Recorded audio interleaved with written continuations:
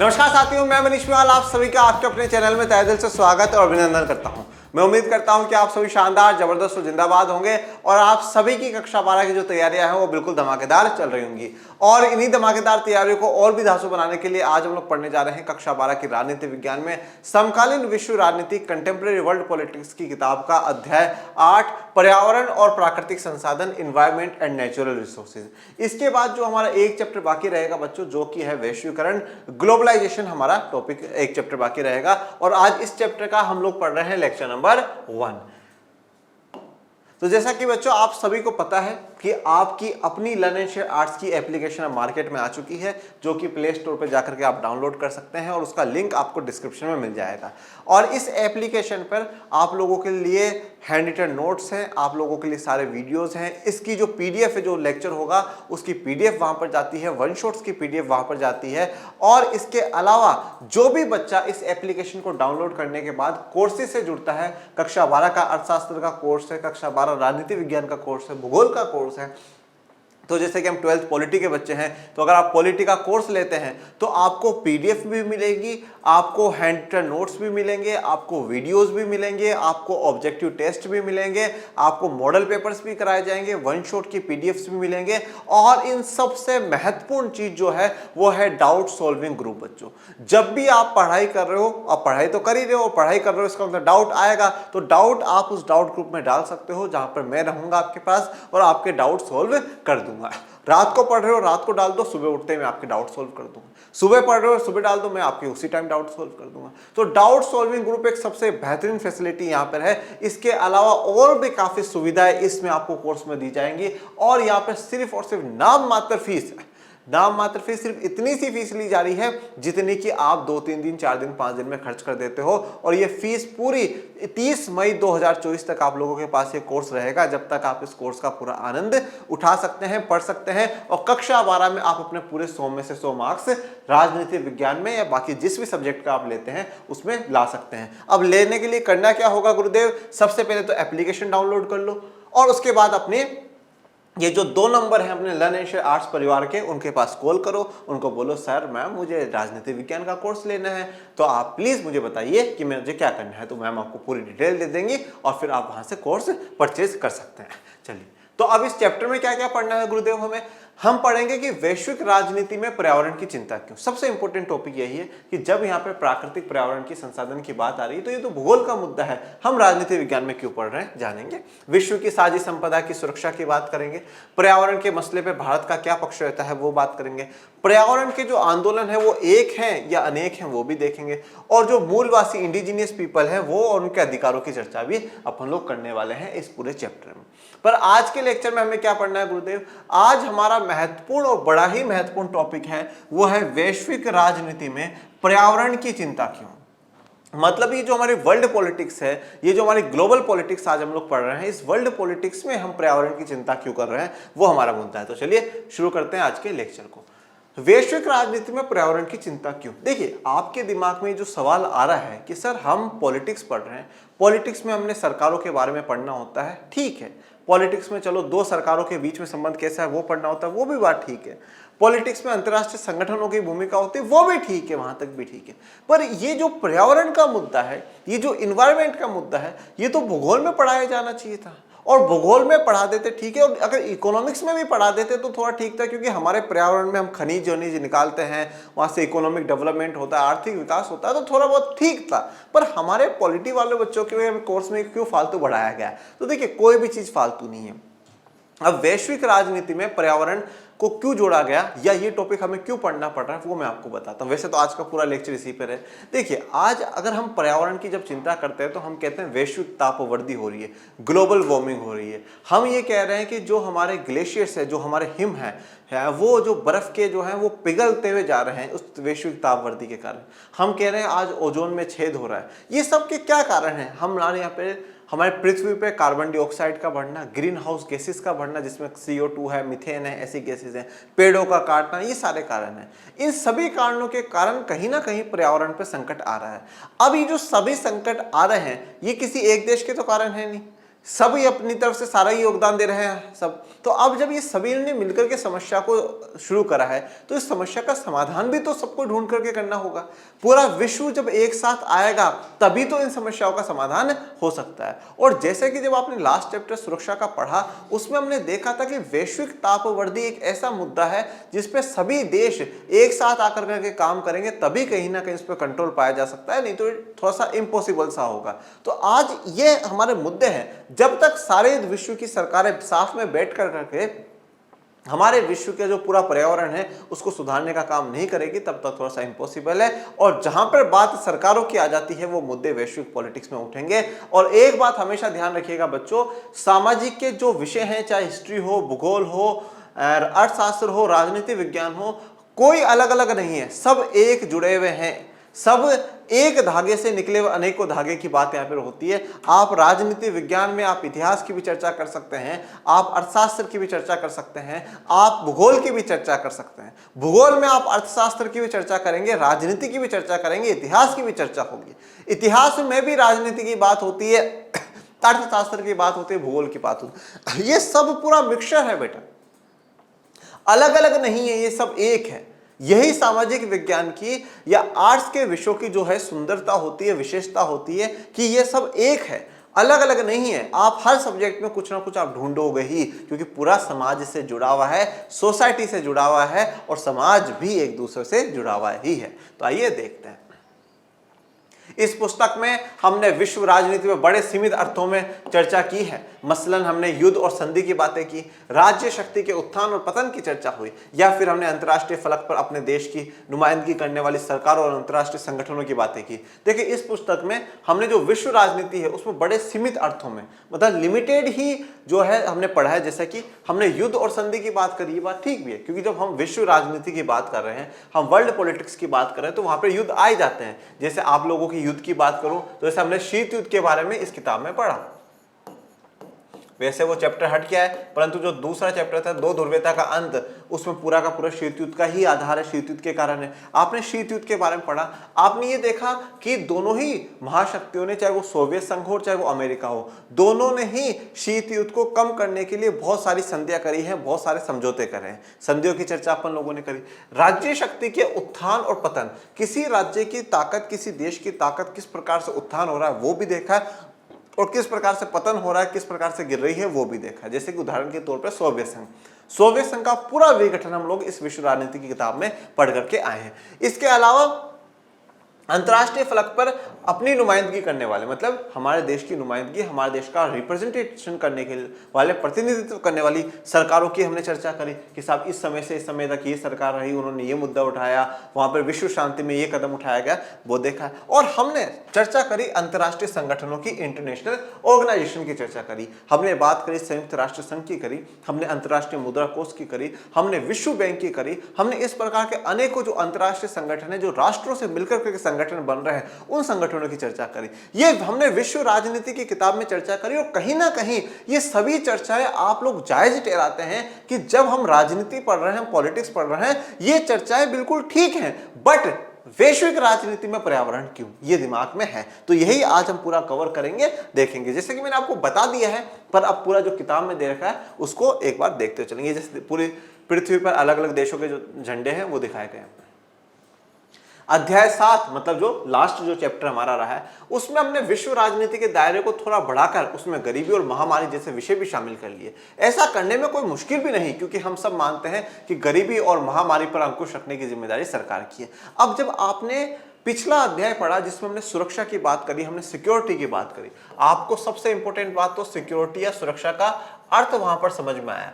अब सुरक्षा के मामलों में हम लोग सैन्य सुरक्षा के अलावा, हम लोग देश के अंदर गृह युद्ध के अलावा, आतंकवाद के अलावा, इन सब के अलावा भी हमने किसको जोड़ा, गरीबी को जोड़ा, महामारी को जोड़ा, क्योंकि ये भी एक व्यक्ति के, एक समुदाय के अस्तित्व पर खतरा बन जाती है। जो लोग गरीब होते हैं वो भूखमरी से मर जाते हैं, खत्म होते जाते हैं, ये बड़ी चिंता की बात है। महामारी से भारी संख्या में लोग मारे जाते हैं, ये चिंता का मुद्दा है। तो गरीबी और महामारी जैसे मुद्दों पर अंकुश, अंकुश का मतलब क्या होता है, कंट्रोल लगाना, नियंत्रित करना। ये जिम्मेदारी किसकी है, सरकार की है। आज गरीबी होती है गरीबी होती है, लोगों के पास कुछ स्थिति नहीं रहती, तो किसको, सरकार को दोष दिया जाता है कि देश में इतने गरीब है, सरकार क्या कर रही है, सरकार ने गरीबों के लिए क्या करा है, महंगाई बढ़ रही है, सरकार क्या कर रही है। तो गरीबी पे, महामारी पे, इन सब पे अंकुश लगाने की जो जिम्मेदारी होती है सरकार की होती है। और जहां बात सरकार की आ रही है, गवर्नमेंट की बात आ रही है, वहां पॉलिटिक्स की बात आएगी। और जब पॉलिटिक्स की बात आ रही है तो विश्व राजनीति में हम लोग पढ़ रहे हैं, तो वो बिल्कुल गलत बात नहीं है। इस अर्थ में ये मुद्दे विश्व राजनीति के दायरे में ही आते हैं। तो गरीबी, महामारी, ये सब इस हिसाब से तो विश्व राजनीति के दायरे में ही आते हैं। मतलब हमने अभी तक सही पढ़ रहे हैं। ये जैसे एक तस्वीर दिखाई गई है, ये पृथ्वी है और पृथ्वी के अंदर से यूं निकल करके हम देख रहे हैं कि क्या हो रहा है। ये देखो, यहां से आप एक चीज ये देख सकते हो, सीख सकते हो कि हम पूरे अंतरिक्ष को, पूरे ब्रह्मांड को देख रहे हैं, वहां पर क्या हो रहा है।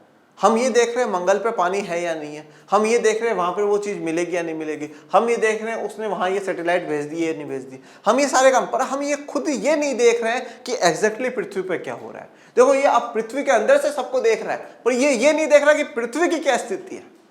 पृथ्वी की क्या स्थिति, ये हमारे जीवन पे भी लागू होता है बेटा, दो तरीके से। पहली बात तो हम लोग आज पूरे ब्रह्मांड को ठीक करने की कोशिश कर रहे हैं, हम दूसरी जगह पानी ढूंढने की कोशिश कर रहे हैं, पर हम पृथ्वी पे पानी नहीं बचाते। और दूसरा एक चीज ये सीखो जीवन में कि हम सब क्या करते हैं, दूसरों के कमियां जल्दी निकालते हैं, खुद में क्या कमी होती है हम नहीं देखते।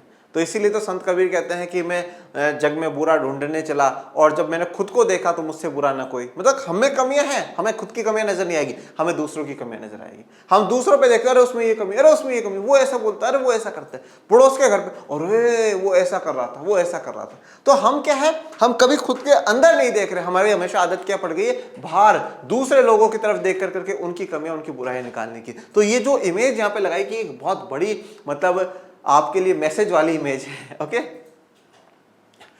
अब देखिए, अब आपको यहां पे कुछ चीजें बताई जा रही है जिससे आपको यह पता चलेगा कि जो हमारी पृथ्वी है, जो हमारी अर्थ है, उसकी क्या स्थिति हो चुकी है बच्चों, वो कितनी बुरी स्थिति में पहुंच चुकी है, वो हम लोग देख रहे हैं। सबसे पहले देखिए, दुनिया भर में कृषि योग्य भूमि में अब कोई बढ़ोतरी नहीं हो रही, जबकि मौजूदा उपजाऊ जमीन के एक बड़े हिस्से की उर्वरता कम हो रही है। सबसे पहली बात तो जो कृषि योग्य भूमि है, अब उसमें कोई बढ़ोतरी नहीं हो रही। मतलब जो कृषि के योग्य भूमि है, जहां पर हम कृषि कर सकते हैं, खेती बाड़ी कर सकते हैं, वहां पर अब किसी प्रकार की जमीन में बढ़ोतरी नहीं हो रही। और जमीन कहां से बढ़ेगी बेटा, क्योंकि हम पढ़ चुके हैं ना कि संसाधन तो हमारे सीमित होते हैं। हमारे पास संसाधनों में, जैसे भू संसाधन, जमीन हमारी संसाधन है, मिट्टी हमारा संसाधन है, वो तो सीमित है, वो जमीन बढ़ेगी कहां से। तो कृषि योग्य जमीनों की बढ़ोतरी नहीं हो रही है। उसके अलावा जो जमीन उपजाऊ जमीन है, मतलब जहां से बहुत ज्यादा उपज होती है, उत्पादन होता है, उसकी उर्वरता भी क्या होती जा रही है, कम होती जा रही है। उर्वरता कम होने का मतलब क्या है, जो उसकी फर्टिलिटी है बेटा, मतलब किसी वस्तु को उत्पादन करने की जो कैपेसिटी है, वो भी क्या होती जा रही है, अब कम होती जा रही है। मतलब पहले अगर वह मिट्टी 100 किलो उगाया करती है, अब वह मिट्टी 70 किलो ही उगाती है, उसकी कैपेसिटी कम हो गई। अगर वो पहले मिट्टी 100 किलो उगाने में इतना टाइम लगाती थी, अब थोड़ा सा ज्यादा टाइम लगाती है, उसकी उर्वरता, उसकी फर्टिलिटी कम हो चुकी है। ये सब दोनों बातें तो यहाँ पर है ही।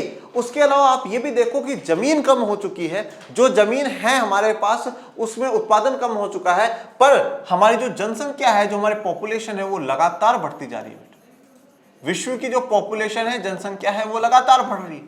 तो अब जनसंख्या तो बढ़ती जा रही है, पर हमारे पास संसाधन नहीं है, तो फिर हम लोग क्या करेंगे, हम गलत तरीके से काम करते हैं। जैसे आपको एक उदाहरण देता हूं, जब हमने मान लो शौक बड़े बड़े पाल लिए, पर उन शौक को पूरा करने के लिए हमारे पास इनकम सही ढंग से नहीं आ रही, फिर लोग क्या करते हैं, गलत तरीके अपनाते हैं, लोगों को डरा धमका करके पैसा लेते हैं, लोग चोरी डकैती कर करके पैसा लेते हैं, गलत रास्ते पे चले गए ना। इसी प्रकार से हम देखो, अब फर्टिलिटी कम हो चुकी है, जनसंख्या बढ़ रही है, जमीन है नहीं, तो फिर लोग क्या करते हैं, रासायनों का प्रयोग करते हैं। मतलब सही तरीके से खेतीबाड़ी नहीं कर रहे हैं, सही तरीके से खेतीबाड़ी नहीं कर रहे, रसायन, केमिकल्स जो है, उन केमिकल्स का इस्तेमाल कर रहे हैं बच्चों।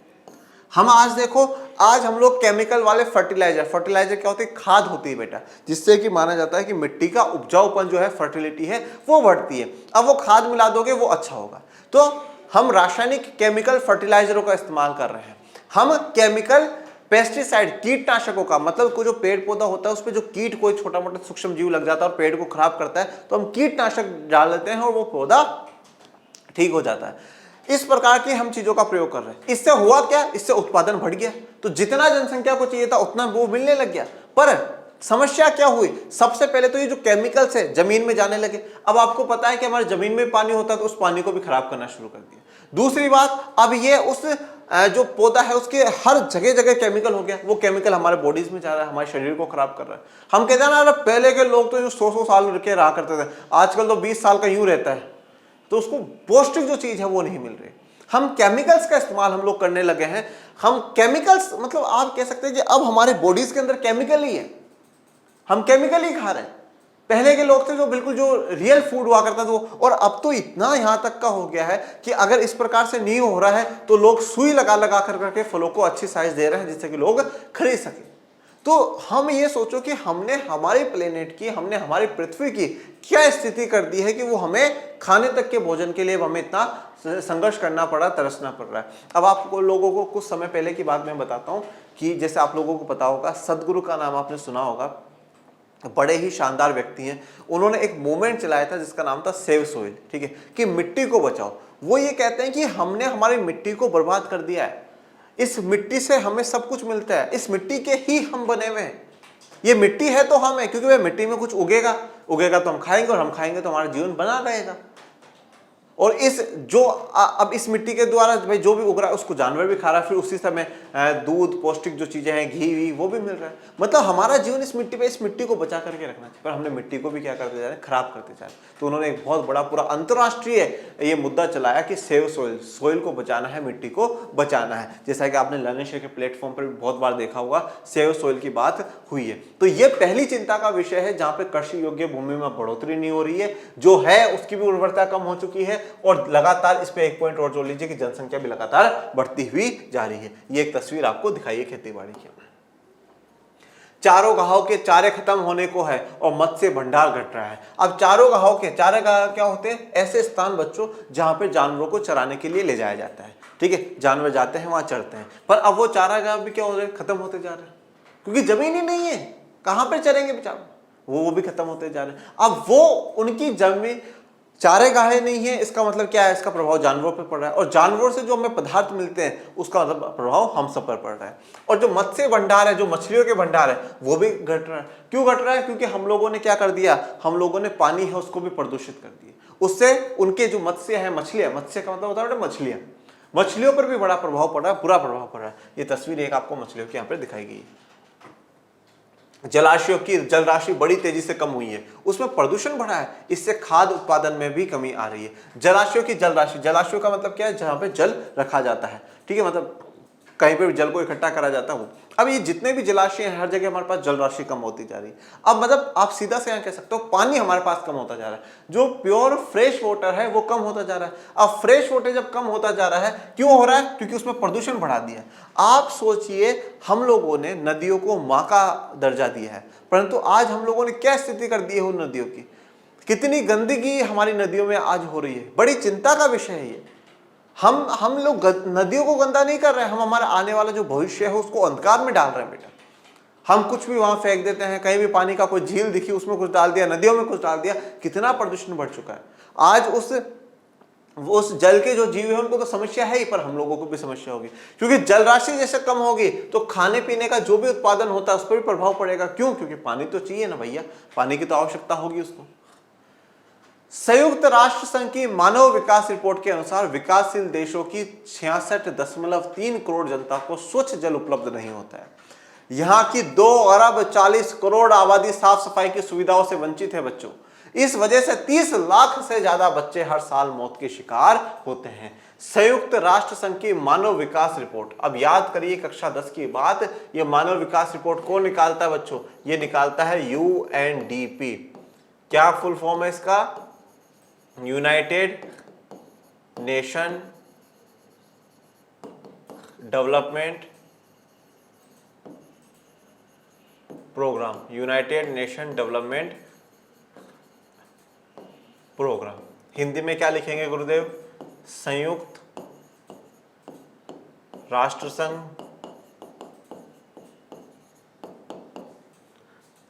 विकास कार्यक्रम। संयुक्त राष्ट्र संघ विकास कार्यक्रम UNDP के द्वारा एक मानव विकास रिपोर्ट निकाली जाती है, जिसमें जो आधार बनाया जाता है शिक्षा को, स्वास्थ्य को और वहाँ की हर व्यक्ति प्रति व्यक्ति आय को, तो उससे मापा जाता है कि कौन से देश की क्या स्थिति है। तो मानव का कितना विकास हो रहा है। देश विकसित और विकासशील हो अच्छी बात है, बट वहाँ पर मानव का कितना विकास हो रहा है ये बात मापी जाती है।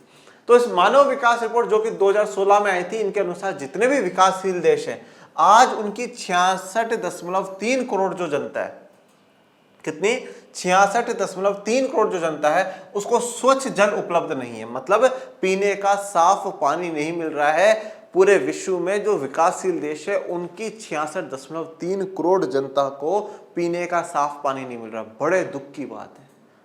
ये साफ पानी जो हम चाहते हैं, मतलब हम कहते हैं ना जल है तो कल है, तो ऐसे 66.3 करोड़ लोग हैं जिनको साफ पानी नहीं मिल रहा है। 2 अरब करोड़ से भी पार जा चुका आंकड़ा। 2 अरब 40 करोड़ आबादी ऐसी है जो साफ सुविधाओं की सुविधा से वंचित है। और इन सभी के कारण क्या हो रहा है, 30 लाख से ज्यादा बच्चे हर साल मौत का शिकार हो रहे हैं ये विकासशील देशों में या पूरे विश्व में। ये क्या है, ये पर्यावरण की स्थिति को दर्शाता है कि हम लोगों ने पर्यावरण की क्या स्थिति करी है जिससे कि ये स्थिति हो रही है। प्राकृतिक वन जलवायु को संतुलित रखने में मदद करते हैं, इनसे जल चक्र भी संतुलित बना रहता है और इन्हीं वनों में धरती की जैव विविधता का भंडार भरा रहता है। लेकिन ऐसे वनों की कटाई हो रही है और लोग विस्थापित हो रहे हैं। प्राकृतिक वन, ठीक है। अब जो नेचुरल जो फॉरेस्ट अगर आप देखेंगे, जलवायु का मतलब क्या होता है, क्लाइमेट होता है। जलवायु का मतलब है क्लाइमेट। अभी जो प्राकृतिक वन है, जो नेचुरल फॉरेस्ट, अगर आप इसको देखेंगे, जलवायु जैसे अब आप लोग देखते हैं भी हैं कि जो क्लाइमेट हमारा कितना बदल चुका है, उसमें कितना परिवर्तन आ चुका है, ठीक है। जैसे कि पहले कहा जाता था कि भैया फिक्स होती है हर चीज, जो 4 माह बारिश के हैं वो 4 माह बारिश के रहेंगे, 4 माह सर्दी के हैं 4 माह सर्दी के रहेंगे, 4 माह गर्मी के हैं वो गर्मी के रहेंगे। पर अब आप देखो कि सर्दी तो जनरली ये होता है कि 15 दिसंबर से 15 जनवरी के आसपास जो है सर्दी का मौसम रहता है, उसके अलावा सर्दी देखने को नहीं मिलती। नहीं, पहले के समय में भयंकर ठंड पड़ा करती थी। ये क्या हुआ, जलवायु चेंज हो रही है। गर्मी में भयंकर गर्मी हमें देखने को मिल रही है, जब इच्छा हो रही तब बारिश हो रही है। ये क्लाइमेट में चेंज आया है। तो ये जो क्लाइमेट में चेंज आया है, क्यों आया है, क्योंकि हमने जंगलों को काट दिया है, हमने बड़े बड़े पेड़ पौधे हैं उनको काट चुके हैं। तो ये जो प्राकृतिक वन है, ये जंगल है, हमारे जलवायु को संतुलित रखने में, इस क्लाइमेट को बैलेंस बनाए रखने में एक बड़ा योगदान दिया करते थे, जो कि हमने इनको काट दिया है। इन्हीं वनों की धरती जैव विविधता का भंडार थी। जैव विविधता, विविधता का मतलब आपको पता है कि विकल्प होना, डाइवर्सिटी है, विकल्प ऑप्शन होना। जैव का मतलब क्या होता है, जैव का मतलब होता है बेटा जिसमें जीवन हो, जिसमें लाइफ हो। तो जीवन किस किस में होता है, जीवन मानवों में होता है, तो हम तो है ही, हम पर इसमें थोड़ा सा अलग है, अभी आपको इसको हटा देना है। और बाकी कौन कौन है, पशु प्राणी हो गए और पेड़ पौधे हो गए। तो ये भी क्या है, ये जैव विविधता में आ रहे हैं, ये दोनों बायोडाइवर्सिटी में आ रहे हैं। तो आज हमारे पास, भारत के पास, मानव में तो विविधता है, भाषा के आधार पर, धर्म के आधार पर, संस्कृति के आधार पर। हमारे पास पेड़ पौधों और पशुओं में भी विविधता है। हर प्रजाति का पशु हमारे पास पाया जाता है भारत में। हर अलग अलग प्रकार के जो स्पीसीज के पेड़ पौधे होते हैं वो पाए जाते हैं। परंतु क्या हो रहा है, हम सबको काटते जा रहे हैं, हम हटाते जा रहे हैं। हम जब एक पेड़ काट रहे हैं, हम ये मानिए कि हमारी जो कुल्हाड़ी चल रही है वो पेड़ पर नहीं, बल्कि हमारे जीवन पे चल रही है कि हमारा आने वाला जीवन संकट में जाता जा रहा है, हमारा जीवन खतरे में, हमारा जीवन पहुंचते जा रहा है। हमने पेड़ पौधों को काट दिया। अब आप सोचिए कि जो ऑक्सीजन हमें मुफ्त में मिला करती है, आज उस कोरोना के समय में ऑक्सीजन के लिए लोग तरस गए कि अरे यार थोड़ी सी ऑक्सीजन के सिलेंडरों के लिए 800 रुपए लोगों ने पे करे। क्यों? क्योंकि हमने हमारे पर्यावरण की चिंता नहीं की। हमें क्या चाहिए, एक शानदार बंगला हो मेरा, ठीक है, उसमें बढ़िया फर्नीचर नहीं चाहिए, सब कुछ होना चाहिए, पर पर्यावरण नहीं चाहिए भैया। पेड़ों का क्या है, बेकार। हमें तो अच्छा घर चाहिए, ऑफिस बिल्कुल एक डेकोरम के साथ होना चाहिए, ये चीजें। तो यही हालात हो गए हैं आज कि हम लोग पर्यावरण के लिए, एक अच्छे पर्यावरण के लिए आज हम लोग तरस रहे हैं। जलवायु जो है वो बिगड़ रहा है। इनके अलावा अगर आप बात करें जैव विविधता की बात करें, जब आप पेड़ वो जंगल काट देते हो, ठीक है, अब वो पशु जो वहां रहते हैं, जो उनका हैबिटेट है बेटा, हैबिटेट का मतलब एक प्रकार से उनका घर है, वो रहना वहां शुरू कर चुके हैं। अब जब जंगल काट दिया जाएगा, अब आज मान लो आपका घर वहां तोड़ दे कोई, तो अब आप वहां रह सकते हो क्या? वहां से तो आपको कहीं ना कहीं जाना ही पड़ेगा। तो अब उनके घरों को हटा दिया गया है, तो वो बेचारे कहीं ना कहीं चले जाते हैं, फिर उनको वैसा वातावरण नहीं मिल पाता, वैसा नहीं रह पाते हैं, तो वो मर जाते हैं, उनकी स्पीसीज खत्म हो जाती है। तो हम लोग हमारे स्वार्थ के लिए क्या क्या कर रहे हैं वो देखिएगा। तो ये जो जैव विविधता का भंडार रहता था, अब ऐसा में क्या हो रही है, वनों की कटाई हो रही है और लोग विस्थापित हो रहे हैं। और ये भी देखो, पशु प्राणी पेड़ तो है, इसके अलावा मानो आपको पता है कि काफी ऐसे लोग हैं जो जंगलों में रहते हैं, जंगलों को प्रोटेक्ट करते हैं, वहां से ही उनको जो कुछ मिलता है उसी से उनका जीवन चलता है। अब वैसे लोगों को भी क्या होना पड़ रहा है, विस्थापित होना पड़ रहा है, उनको उन स्थानों को छोड़ करके जाना पड़ रहा है। जैव विविधता की हानि जारी है और इसका कारण है उन पर्यावासों का विध्वंस जो जैव प्रजातियों के मामले में समृद्ध है। जैव विविधता की हानि जारी है, अभी चल रहा है ये, ठीक है। जैव विविधता का जो नुकसान हो रहा है, पशु पेड़ों का इनका नुकसान है, और इसका कारण क्या है, जो पर्यावासों का मतलब क्या होता है, जो हैबिटेट है, मतलब जैसे वहां पे जो लोग रह रहे हैं, जैसे जानवर हैं वो सब, उनका पर्यावास हैबिटेट, उनका विध्वंस हो रहा है, उनका खत्म किए जा रहे हैं, नुकसान करा जा रहा है, जिससे जैव प्रजाति के मामले में जब हम समृद्ध थे वहां हमें नुकसान होता ही जा रहा है। धरती के ऊपरी वायुमंडल में ओजोन गैस की मात्रा में लगातार कमी हो रही है। इसे ओजोन परत में छेद होना भी कहते हैं। इसे पारिस्थितिकी तंत्र, इकोलॉजिकल सिस्टम और मनुष्य के स्वास्थ्य पर एक बड़ा खतरा मंडरा रहा है। देखो, अब आपको पहले थोड़ा सा समझिए, ये हमारी पृथ्वी है बेटा, ये हमारी अर्थ है। इस अर्थ के बाहर एक गैस है, दैट इज द ओजोन। इस ओजोन ने क्या कर रखा है, एक कवच बना रखा है, ठीक है, कवच बना रखा है। इसको हम कहते हैं ओजोन गैस की परत या ओजोन लेयर इसको कहा जाता है। जैसे कि क्या होता है, अभी सर्दियों का मौसम आने वाला है, सर्दियों के मौसम में हम लोग क्या करेंगे, हमारे शरीर पे कवच पहन लेंगे जिसको हम जैकेट या स्वेटर का नाम देते हैं। वो जैकेट और स्वेटर क्या करती है, हमें ठंडी ठंडी हवाओं से बचाने का काम करती है। उसके अलावा क्या होता है, हम लोग बिल्कुल यूं मुंह पर भी कुछ बांध लेंगे, वो भी क्या है, ठंडी हवाओं से हमें बचाने का काम कर रहा है। ग्लव्स पहन लिए, ये सब, ये एक प्रकार से हमारे शरीर पे कवच के रूप में हम लोगों ने पहने, ये ठंडी हवाओं से हमें बचाने का काम कर रहा था। उसी प्रकार से जो ओजोन है बच्चों, अब यहाँ पर कौन है, सूर्यदेव है। अब यहाँ सूर्यदेव से कुछ किरणें निकल करके आती है बेटा, जो किरणें हम तक पहुंचती है वो बहुत जरूरी है, आवश्यक है। जैसे कि कहा जाता है कि सूरज की रोशनी में बैठना चाहिए, विटामिन डी हम लोगों को मिलता है, ठीक है, तो हम सभी वो लेनी भी चाहिए, बिल्कुल सही। पर इसी सूर्य की किरणें में कुछ किरणें आती है जिनको कहा जाता है बेटा UV rays, ultraviolet rays, या हिंदी में कहा जाएगा मेरे डियर स्टूडेंट्स, पराबैंगनी किरणें। कौन सी किरणें, पराबैंगनी किरणें इनको कहा जाता है। ये पराबैंगनी किरणें हमारे शरीर के लिए और पृथ्वी पर बस रहे सभी लोगों के लिए ठीक नहीं है, ये बेकार है, ये हमें नुकसान पहुंचाती है। Ultraviolet rays not good for us, अपने लिए अच्छी नहीं है। अच्छी होती है वो तो क्या अंदर चली जाती है, पर जो बेकार ये पराबैंगनी किरणें होती है, इनके लिए ओजोन कहती है नहीं नहीं तुझे नहीं आने दूंगी, और वो क्या कर देती है, वापस उनको वातावरण में, मतलब उस अंतरिक्ष में भेज देती है।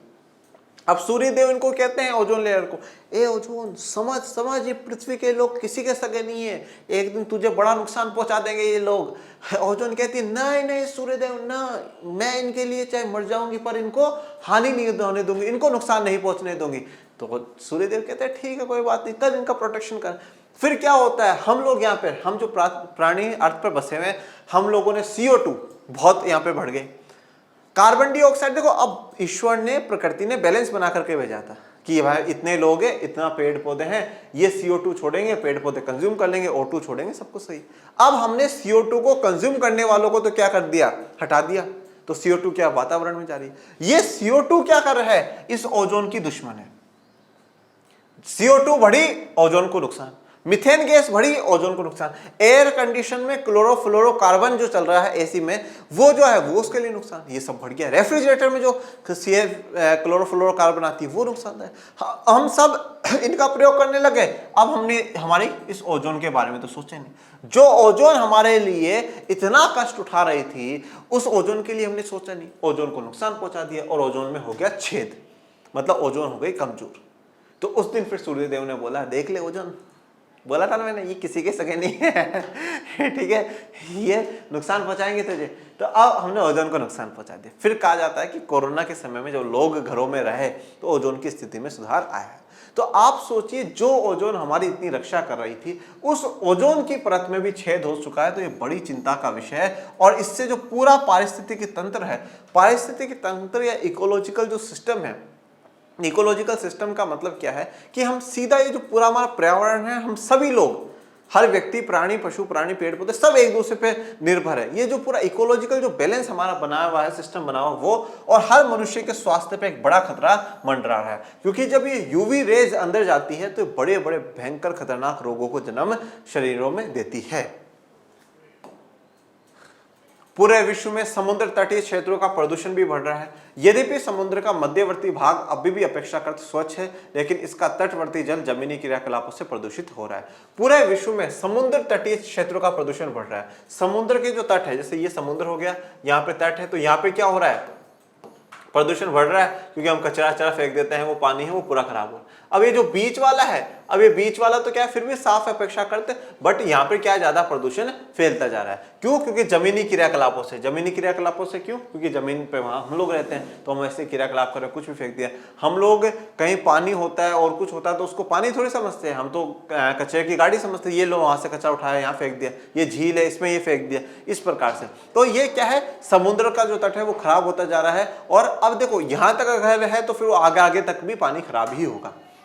पूरी दुनिया में समुद्र तटीय इलाकों में मनुष्यों की सघन बसाहट जारी है, और इस प्रवृत्ति पर अंकुश न लगा तो समुद्री पर्यावरण की गुणवत्ता में भारी गिरावट आएगी। अब पूरी दुनिया में समुद्र के जो तट है उनके इलाकों के पास में लोग ज्यादा बसने की कोशिश कर रहे हैं। नाइस व्यू, ठीक है ना, एक बढ़िया सा मकान बनाएंगे, उसमें एक बालकोनी निकालेंगे और उसमें कहेंगे व्हाट अ व्यू, कितना अच्छा लुक आ रहा है, ठीक है, कितना अच्छा लग रहा है, समुद्र के इस पार मैं उस पार तू, ठीक है ना। इस प्रकार के लुक के लिए लोग क्या है, समुद्र के पास में बसते जा रहे हैं। परंतु अगर इस पर अंकुश नहीं लगा तो जो समुद्री जो पर्यावरण है उसकी गुणवत्ता में, उसकी क्वालिटी में क्या है, भारी गिरावट हम लोगों को देखने को मिलेगी, जो कि हमें बड़ा नुकसान पहुंचाएगी। आपको लग सकता है कि ये तो नैसर्गिक घटना है, इनका अध्ययन राजनीति विज्ञान की जगह भूगोल वाली कक्षा में किया जाना चाहिए। तो अब आपको लगेगा सर ये तो हम बचपन से पढ़ते आ रहे हैं और यूनिवर्सल इंसिडेंट है, ये तो नैसर्गिक है, नॉर्मल बातें हैं, इनमें आप क्यों पढ़ा रहे हो, ये तो भूगोल की कक्षा में जिक्र होना चाहिए था, राजनीति विज्ञान का तो मुद्दा ही नहीं है, आप गलत लेकर के आए हो सर।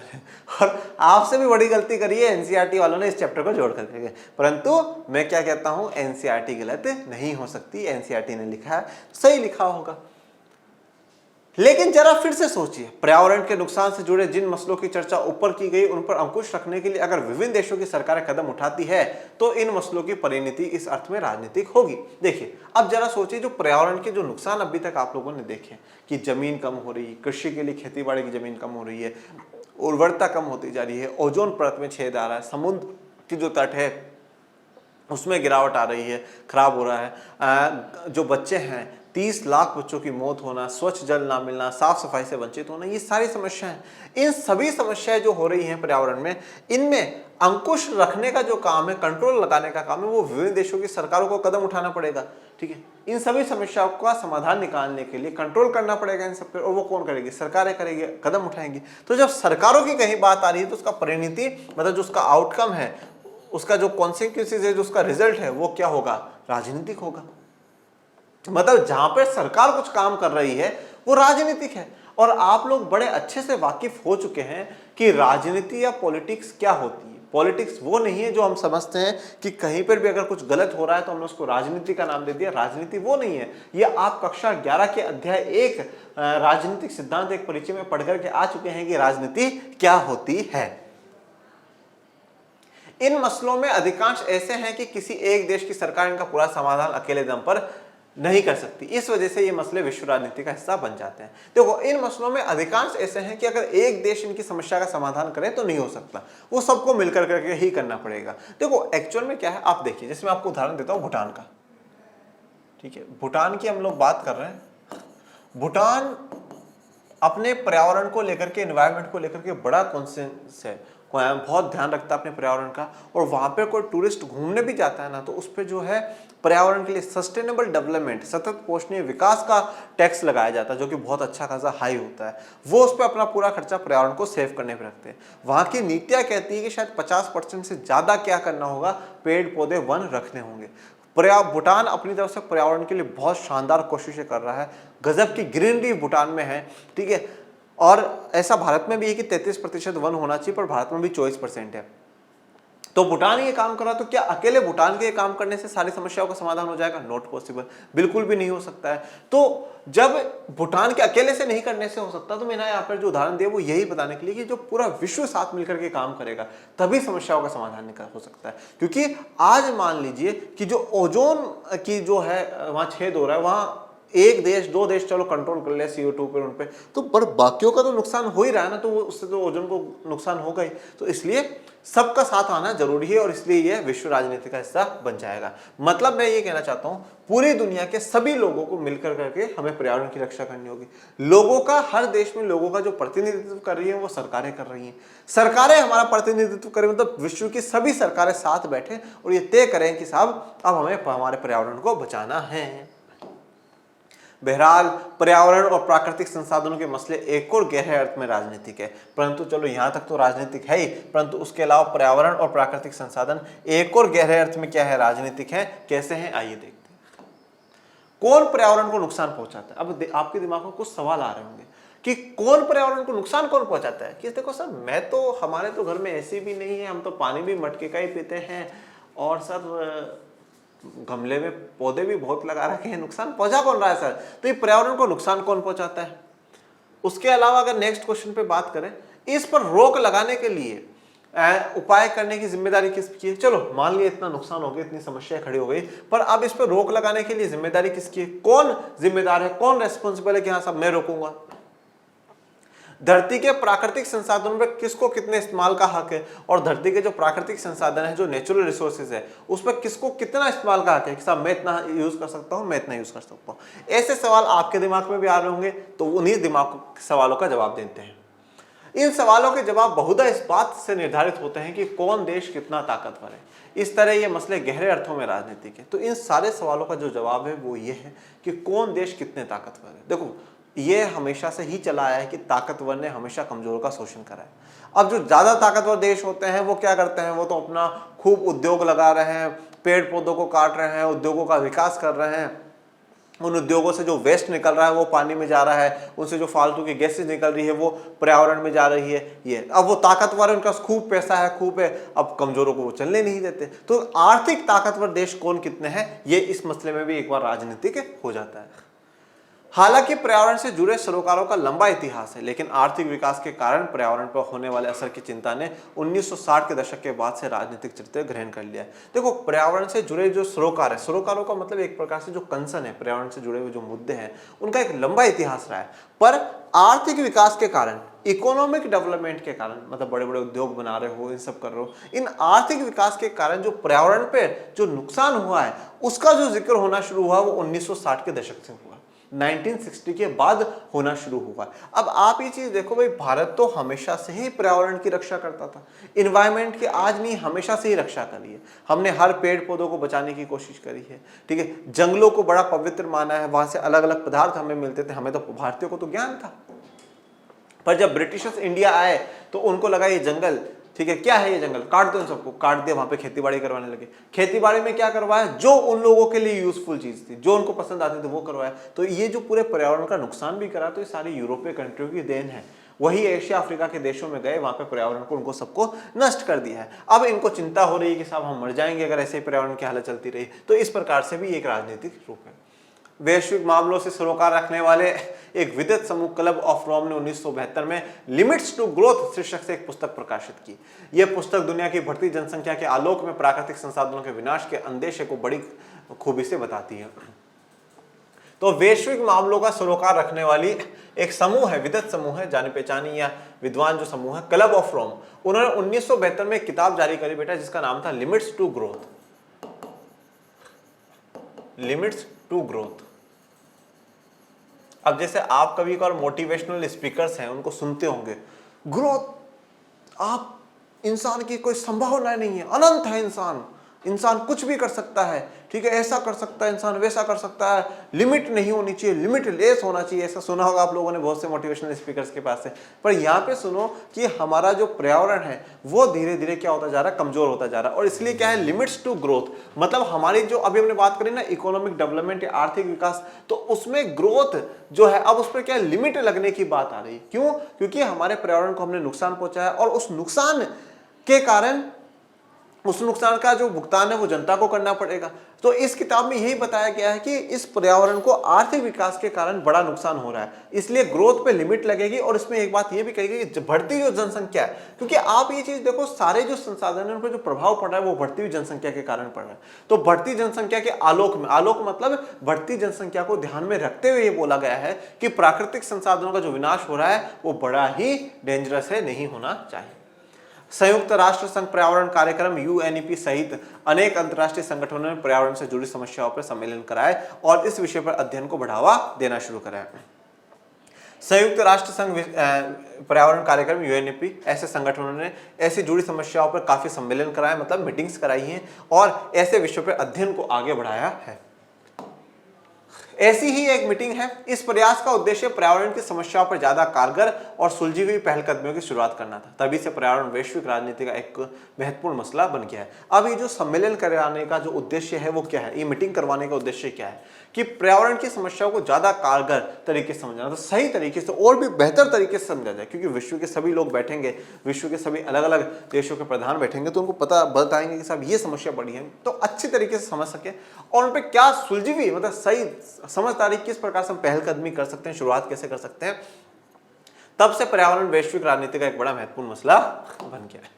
1992 में 1992 में संयुक्त राष्ट्र संघ का पर्यावरण और विकास के मुद्दे पर केंद्रित एक सम्मेलन ब्राजील के रियो डी जनेरियो में हुआ। इसे पृथ्वी सम्मेलन, अर्थ समिट भी कहा जाता है। तो 1992 में 1992 में ब्राजील के रियो डी सम्मेलन हुआ था, जिसको पृथ्वी सम्मेलन भी कहा जाता है। जैसे बच्चों भी आप लोगों को सबको पता होगा कि भारत में G20 की मीटिंग हुई, ग्रुप ऑफ 20 कंट्रीज की मीटिंग हुई। ये मीटिंग हर साल होती है। पिछले साल इंडोनेशिया में हुई थी, 2022 में, 2023 में इंडिया में हुई और 2024 की जो जिम्मेदारी सौंपी गई है वो ब्राजील को सौंपी गई है। ये बात ध्यान रखिएगा। ये मैं आपको इसलिए बता रहा हूं जिससे कि आप आसानी से याद रख सकें। तो 2024 में G20 की मीटिंग ब्राजील में होगी और 1992 में जो पहला पृथ्वी सम्मेलन हुआ था, ठीक है, जो फर्स्ट अर्थ समिट हुई थी वो भी ब्राजील में हुई थी। ये जो पृथ्वी सम्मेलन है ये 3 जून से लेकर के 14 जून तक 1992 तक चला था। इस पृथ्वी सम्मेलन में 2 बड़े मुद्दे थे जिनको ध्यान में लिया गया। पहला जो मुद्दा था बच्चों वो था सतत पोषणीय विकास का। पहला अगर आप मुद्दा कहेंगे सतत पोषणीय विकास, सतत पोषणीय विकास या जिसको आप धारणीय विकास भी कहते हैं। तीसरा इसको कभी कभार टिकाऊ विकास भी कहा जाता है। तीनों का अर्थ एक ही है, सतत पोषणीय विकास, धारणीय विकास, टिकाऊ विकास। जिसमें सतत पोषणीय विकास आपने कक्षा 10 में भूगोल का पहला अध्याय है संसाधन विकास, वहां पर आपने पढ़ा होगा। धारणीय विकास आपने कक्षा 10 की अर्थशास्त्र में अध्याय 1 विकास में पढ़ा होगा। तो अभी सतत पोषणीय विकास का अर्थ क्या है? सतत पोषणीय का सतत मतलब लगातार पोषण वाला विकास होना चाहिए। जैसे मैं आपको एक उदाहरण देता हूं, आज एक बच्चा है, वो खाना खा रहा है, वो रोज खाना खा रहा है, पर वो पौष्टिक होगा तो ही तो उसका शरीर बनेगा ना। तो इसलिए रोज तो हो पर पौष्टिक वाली चीज हो। तो विकास हो, लगातार होना चाहिए, हर रोज होना चाहिए, पर पोषण वाला विकास होना चाहिए। और यहाँ पे पोषण का किससे बात करेंगे? पर्यावरण से। हमारे पर्यावरण को नुकसान नहीं होना चाहिए। हम आर्थिक विकास करें, वेरी गुड, करना भी है, पर उस आर्थिक विकास के चक्कर में पर्यावरण को नुकसान ना पहुंचे और आने वाली जो पीढ़ियां हैं उनको इसका भुगतान ना करना पड़े। मतलब इस प्रकार से हम विकास करें कि आने वाली पीढ़ियों की भी ध्यान रखें और हमारी आवश्यकताओं को पूरा करें। अगर आज हम 2 पेड़ काट रहे हैं तो कहीं 3 पेड़ लगाए भी यार, कोई दिक्कत वाली बात नहीं। पेड़ काटिए पर उसकी जगह और पेड़ लगा दीजिए, जिससे अगले समय तक वो और तैयार हो जाए हमारे लिए। पर हम काटते जा रहे हैं, हम उसको वापस लगाने की नहीं सोच रहे। तो ऐसे सतत पोषणीय विकास पर मोहर लगती है। दूसरा मुद्दा होता है एजेंडा 21, एजेंडा 21। एजेंडा का मतलब होता है बेटा मुख्य हमारा मुद्दा। जैसे मैं बोलूं आज मेरा एजेंडा है बच्चों कि ये जो पर्यावरण है इसको विश्व राजनीति में क्यों पढ़ाया जा रहा है, ये मेरा आज एजेंडा है। एजेंडा 21 क्या है उसको समझो।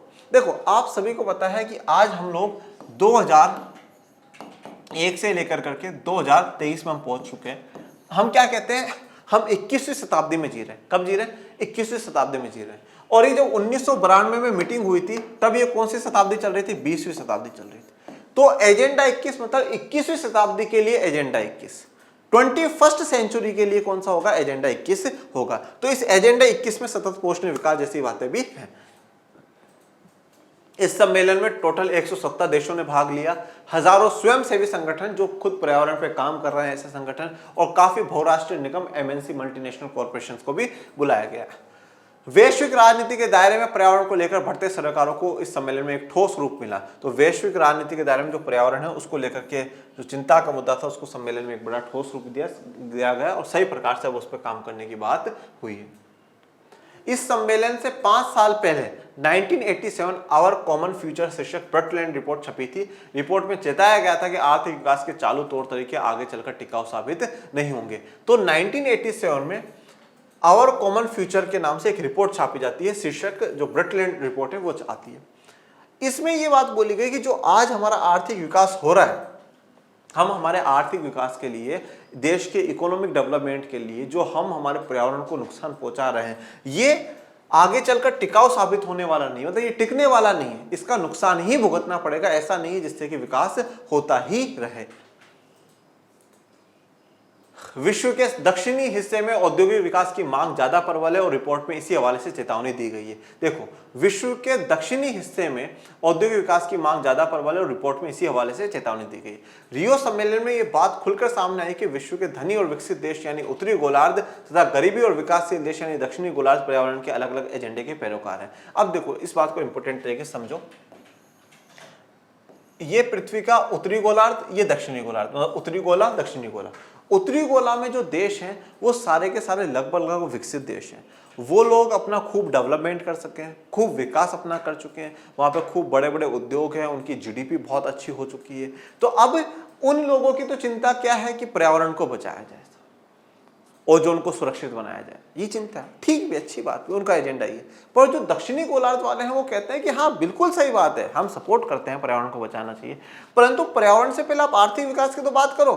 ये तो सब आर्थिक विकास करके बैठ चुके हैं। आज हम आर्थिक विकास करते हैं तो कहते हैं पर्यावरण को नुकसान पहुंचा रहा हो, मतलब ये तो बेईमानी है ना, ये तो गलत चीटिंग वाली बात है। ये लोग तो डेवलप्ड हो चुके हैं और आज हम डेवलपमेंट की बात करते हैं तो हम पर यह आरोप लगाया जाता है कि साहब आप तो पर्यावरण को नुकसान पहुंचा रहे हो। तो इसलिए दोनों के एजेंडाज अलग अलग है। ये बात कहीं ना कहीं आप पर्यावरण को बचाने की कर रहे हैं, पर ये विचार पहले करें हमारा आर्थिक विकास तो करो। बात सही है, इनकी भी सही है। तो अगर आप देखेंगे तो दक्षिणी गोलार्ध और उत्तरी गोलार्ध दोनों के जो एजेंडा के जो पैरोकार हैं वो दोनों के क्या है, अलग अलग है। वैसे बात सही है कि उत्तरी गोलार्ध में जो यूरोप कंट्रीज है, पश्चिम के देश हैं, ये सारे विकास करके बैठ चुके हैं। अब आज ये पर्यावरण को बचाने के नाम पर ये दूसरे कंट्रीज का विकास रोकना चाहते हैं। दूसरी बात ये भी देखिए, दक्षिणी गोलार्ध में जैसे आप बात करेंगे, एशिया के कुछ देश आ जाएंगे, अफ्रीका, आधा अफ्रीका पूरा दक्षिणी गोलार्ध में है, अफ्रीका महाद्वीप। अब एक बात उनसे पूछो, उत्तरी गोलार्ध में विशेष करके यूरोप से, कि भाई ये जो पर्यावरण को नुकसान पहुंचाया है सबसे ज्यादा किसने पहुंचाया? तुम लोगों ने पहुंचाया। पहले तो वहां जाकर के तुम लोगों ने उपनिवेश बना करके वहां के सारे संसाधनों को खत्म कर दिया। नहीं, मैं आपको एक बात बताता हूँ बच्चों, अफ्रीका महाद्वीप एक ऐसा महाद्वीप था, वहां पर खूब तो खनिज, खूब संसाधन थे। दूसरी बात, अफ्रीका के जो लोग थे ना बच्चों, अफ्रीका के लोग पैसों के लिए काम नहीं करते, तो उनको पता ही नहीं था सैलरी क्या होती है, वेतन क्या होता है। उन लोगों के घरों में क्या था, जमीनें थी, उस पर खेती बाड़ी करते, 2-3 जानवर रहते, तो खेती बाड़ी से खाने पीने को मिल जाता, जानवर से जो भी दूध घी मिलता था वो मिल जाया करता, दैट्स ऑल। पर अब हुआ क्या, अब ये जो यूरोपियन लोग हैं वो वहां पहुंचे। अब वो वहां पहुंचे तो उनको लगा कि अरे यार, अगर ये लोग ऐसे काम, पैसों को वैल्यू नहीं जानेंगे तो फिर ये हमारी गुलामी कैसे करेंगे। तो फिर उन्होंने क्या करा, सबसे पहले तो वहां के उत्तराधिकार कानूनों में बदलाव कर दिए। मतलब बोला कि अब अगर किसी के 4 बेटे हैं तो जमीन एक को मिलेगी, मतलब 3 को क्या करना पड़ेगा, काम धंधा करना पड़ेगा, और काम धंधे के लिए हमारे पास आना पड़ेगा। उसके बाद क्या हुआ, ये जो यूरोपियन लोग हैं, इन लोगों को मीट का बहुत शौक है, तो अब वहां के जानवरों में एक बीमारी हुई और उस बीमारी से वो बीमारी धीरे धीरे अफ्रीका में भी फैलने लगी, और अफ्रीका के जानवरों को 90% वो बीमारी फैली, जिस बीमारी का नाम था रिंडरपेस्ट। उससे वहाँ के जानवर बिल्कुल धराशायी हो गए, उससे वहाँ की आजीविका, उनके जीवन को बड़ा प्रभाव हुआ। तो अब वहाँ के अफ्रीका के लोगों को मजबूरन उनकी गुलामी करनी ही पड़ी, और फिर धीरे धीरे उन्होंने पर्यावरण को, सारे संसाधन को, सारी संपदा को खत्म कर दिया। तो आज इन यूरोपियन कंट्रियों से सवाल हो कि साहब नुकसान करा तो करा किसने, और आज आप औद्योगिक देश बन चुके हो, आप डेवलपमेंट कर चुके हो, आप विकास कर चुके हो, जब हमारे विकास की बारी आए तब आप ये कहते हो कि हाँ साहब डिस्क्रिमिनेशन हो रहा है, पर्यावरण खराब हो रहा है। ये सब उत्तरी देशों की मुख्य चिंता ओजोन परत की छेद और वैश्विक ताप वृद्धि, ग्लोबल वार्मिंग को लेकर थी। दक्षिणी देश आर्थिक विकास और पर्यावरण प्रबंधन के आपसी रिश्ते को सुलझाने के लिए ज्यादा चिंतित है। अभी जो उत्तरी देश है ये तो क्या कहते हैं कि ओजोन को सेव कर लो, वैश्विक ताप वृद्धि है उसको कम कर लो, पर दक्षिणी गोलार्ध के जो देश हैं वो कहते हैं कि आर्थिक विकास और पर्यावरण के बीच में मैनेजमेंट होना चाहिए। हम ये चाहते हैं कि इकोनॉमिक डेवलपमेंट भी हो और पर्यावरण भी सेफ हो, दोनों के बीच में क्या हो, प्रबंधन हो, मैनेजमेंट हो। जैसे मैं आज आपको एक उदाहरण देता हूं, अब आज हमारे लिए पढ़ना भी जरूरी है, हमारे लिए मम्मी पापा के पास बैठ करके थोड़ा टाइम स्पेंड करना भी जरूरी है, आधे 1 घंटे हमारा खेलना भी जरूरी, सोना भी जरूरी, ये सारे। अब कोई बोले नहीं सिर्फ पढ़ना ही है बेटा 18 घंटे 12 घंटे, बेवकूफ़ी वाली बात। तो हमें करना क्या होगा, हमें टाइम को मैनेज करना होगा। इतनी देर में पढ़ूंगी, इतनी देर में खेलूंगी, इतनी देर में ये काम करूंगी, इतनी देर में ये काम करूंगी, तो टाइम मैनेज हो जाता है। तो वही बात यहाँ पर ये कही जा रही है कि हम चाहते हैं कि आर्थिक विकास भी हो और पर्यावरण हो वो भी सेफ हो। तो दोनों के बीच में क्या है, प्रबंधन मैनेजमेंट करने की बात यहाँ पे दक्षिणी गोलार्ध के कर रहे हैं। रियो सम्मेलन में जलवायु परिवर्तन, जैव विविधता और वानिकी के संबंध में कुछ नियमाचार निर्धारित हुए। तो रियो सम्मेलन में जलवायु परिवर्तन, जो हमारा क्लाइमेट जो है चेंज हो रहा है, उसको लेकर करके, जैव विविधता को लेकर के, और वानिकी मतलब वन को, इनके संबंध में कुछ नियमाचार मतलब कुछ रूल्स और रेगुलेशन निर्धारित हुए हैं। इसमें एजेंडा 21 के रूप में विकास के कुछ तौर तरीके भी सुझाए गए हैं, लेकिन इसके बाद भी आपसी अंतर और कठिनाइयां बनी रही है। और इसमें एजेंडा 21 के रूप में कुछ तरीके सुझाए गए हैं जिससे कि पर्यावरण को सुरक्षित किया जा सकता है, और लेकिन इसके बाद भी अभी भी आपसी अंतर है देशों में और कुछ कठिनाइयां बनी हुई हैं। सम्मेलन में इस बात पर सहमति बनी कि आर्थिक वृद्धि का तरीका ऐसा होना चाहिए कि इससे पर्यावरण को नुकसान न पहुंचे, इसे टिकाऊ विकास का तरीका कहा गया। तो सम्मेलन में इस बात पर सहमति बनी कि आर्थिक वृद्धि का तरीका ऐसा हो जिससे कि पर्यावरण को नुकसान न पहुंचे। तो यही बात मैंने आपको कही, सतत पोषणीय विकास, धारणीय विकास, टिकाऊ विकास क्या है, एक ऐसा विकास है जिससे कि पर्यावरण को नुकसान ना पहुंचे। मतलब विकास कैसा हो, टिकाऊ हो, मतलब टिक सके लंबे समय। ऐसा विकास किस काम का जो हमें मार दे, ऐसा विकास, ऐसा डेवलपमेंट किस काम का जो हमें मार दे। हमें तो जीना, हमें लंबा समय तक चलना है, ऐसा विकास होना चाहिए। लेकिन समस्या यह थी कि टिकाऊ विकास पर अमल कैसे किया जाए। कुछ आलोचकों का कहना है कि एजेंडा 21 का झुकाव पर्यावरण संरक्षण को सुनिश्चित करने के बजाय आर्थिक वृद्धि की ओर है। अब देखो, समस्या ये थी कि जो टिकाऊ विकास है उस पर अमल कैसे किया जाए, उसको सच में कैसे लागू किया जाए। तो जो कुछ आलोचक थे, बुराई करने वाले थे, वो ये कहते थे कि एजेंडा 21 का जो झुकाव है ना, पर्यावरण संरक्षण की तरफ से ज्यादा किधर है, आर्थिक वृद्धि की ओर है। मतलब वो कह रहे हैं कि पर्यावरण का तो मुद्दा ही नहीं, आर्थिक वृद्धि पर इन्होंने तो ज्यादा ध्यान दिया। तो ये सही नहीं है, बोले ठीक नहीं है। आइए अब पर्यावरण की वैश्विक राजनीति के कुछ विवादित मुद्दों पर एक नजर डालते हैं। तो अब हम इसमें ये पढ़ेंगे कि जो अलग अलग जो विवादित मुद्दे हैं उन पर जानेंगे कि जो हर देश है वो कितना भूमिका निभाता है, कितनी नहीं निभाता, ये सब कुछ हम लोगों को पढ़ना है। पर एक हमें संकल्प जरूर है कि हमें हमारी पृथ्वी को सेफ रखना है, पर्यावरण को सेफ रखना है। और एक संकल्प ये भी है कि 0% डाउट 100% मार्क्स। और बच्चों, आपके इसी संकल्प को पूरा करने के लिए लर्न एंड शेयर आर्ट्स की एप्लीकेशन मार्केट में आ चुकी है। और इस एप्लीकेशन पे आपके पास कक्षा 12 का राजनीति विज्ञान का कोर्स है, सिर्फ और सिर्फ नाम मात्र पैसों में। 30 मई 2024 तक आपको कोर्स मिलेगा सिर्फ इतने रुपए में, जो आप 4-5 दिन में खर्च कर देते हो, जिसमें आपको मिलेंगे डाउट सॉल्विंग ग्रुप 24/7। आप डाउट डालो, जवाब दूंगा। उसके अलावा आपको मॉडल पेपर कराऊंगा, ऑब्जेक्टिव टेस्ट होंगे, हैंड रिटन नोट्स मिलेंगे, और ये जो पूरी क्लास में पढ़ा है इसका PDF आपको वहीं एप्लीकेशन पे मिल जाएगा। करूँ तो करूँ क्या गुरुजी, कोर्स लेना चाहता हूँ तो भाई लेना, इन नंबर पे कॉल कर, इन नंबर पे कॉल करो, टीम को बोलो कि सर मैम हमें कोर्स चाहिए। और जिन जिन ने ले लिया है वो मुझे कमेंट बॉक्स में बता दीजिएगा कि सर हमने ले लिया है, मेरा ये नाम है। तो आज के लेक्चर के लिए धन्यवाद। आपको कैसी लगी आज की कक्षा ये भी जरूर बताइएगा। और मेरे प्यारे विद्यार्थियों, पढ़ते रहिए, आगे बढ़ते रहिए। आपके अपने channel learn and share arts को ज़्यादा से ज़्यादा लाइक, शेयर, सब्सक्राइब करते रहिए। और मैं मिलूंगा नेक्स्ट लेक्चर में, तब तक के लिए थैंक यू सो मच। जय हिंद, जय भारत।